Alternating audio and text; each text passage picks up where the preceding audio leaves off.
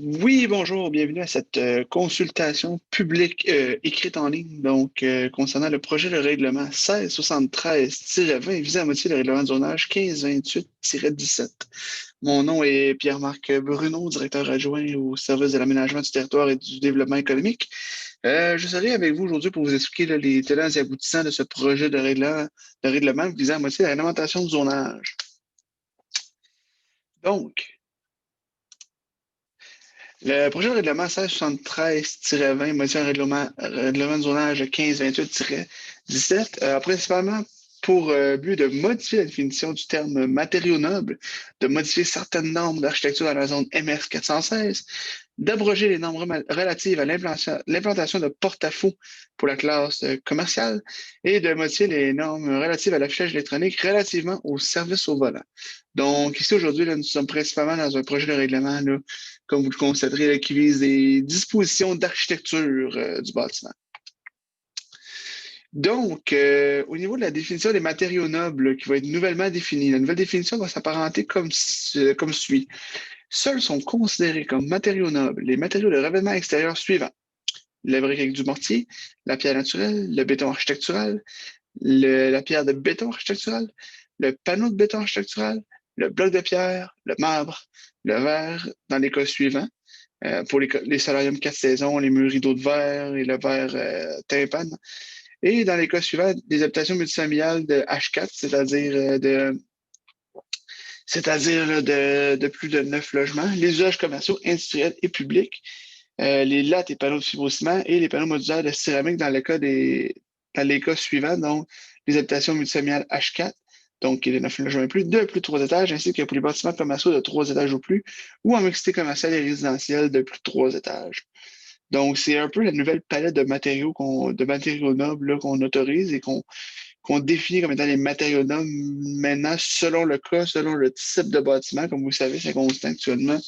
Euh, Vu un peu une dualité au niveau de l'architecture de ces bâtiments, dans le sens qu'on a beaucoup de maisons pavillonnaires, de résidences unifamiliales et des bâtiments de petits gabarits, mais également des gros bâtiments là, qui sont actuellement en construction. Donc, c'est sûr que cette dualité-là nous mène à penser autrement là, la réglementation concernant les matériaux nobles et lesquels sont autorisés là, pour des questions là, d'intégration architecturale. Sinon, au niveau des murs en porte-à-faux, il va y avoir le retrait des dimensions maximales des porte-à-faux. Ce volet architectural-là va être géré par le règlement sur les plans d'intégration et d'implantation architecturale qui est en vigueur actuellement, à savoir le règlement sur les PIA.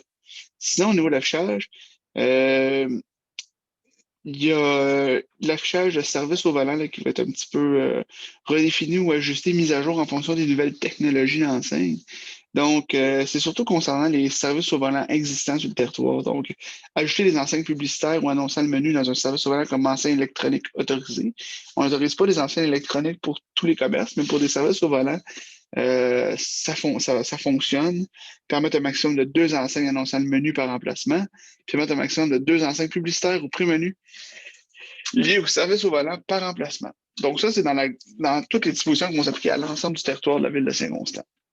Maintenant, toujours au niveau architectural, euh, il y a une petite modification qui a été apportée au niveau de la grille des spécifications de la zone MS 416, que vous voyez illustrée ici en vert, là, qui se veut à l'intersection de la montée Saint-Régis et de la rue Sainte-Catherine. Donc, la disposition qui est modifiée, c'est au niveau des matériaux autorisés, toujours dans le respect des proportions prévues par la réglementation générale. On parlait de béton armé en section ou monolithique. Le métal déployé et les panneaux d'acier ondulé vont être considérés comme des matériaux autorisés. Le tout aussi également devant faire l'objet d'une démarche là, et d'une résolution du conseil municipal là, en vertu du règlement sur les PIA. Sinon, les articles 121 et 123 ne s'appliquent pas dans la zone. Ça, c'est, comme vous dites, là, ça représente un allègement, un allègement ou une modification des proportions exigées en termes de maçonnerie. Parce que, comme je vous dis, bon, le règlement sur les PIA prend le relais là, dans cet élément-là à traiter. Donc, c'est sûr que ce règlement-là, considérant là, le volet architecture qui est touché par ce projet de règlement, en vertu de la loi sur l'aménagement et l'urbanisme, il n'y a pas de disposition susceptible d'approbation référendaire à cet égard. Donc, au terme de cette consultation écrite de 15 jours, Le Conseil pourra, là, à une séance ultérieure, là, procéder à l'adoption du règlement en tant que tel là, pour transition à la MRC de Roussillon et entrer en vigueur.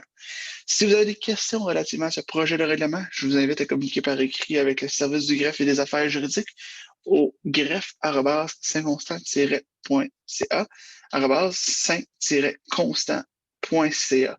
Donc, sinon, par téléphone, 450-638-2010, 450-638-2010.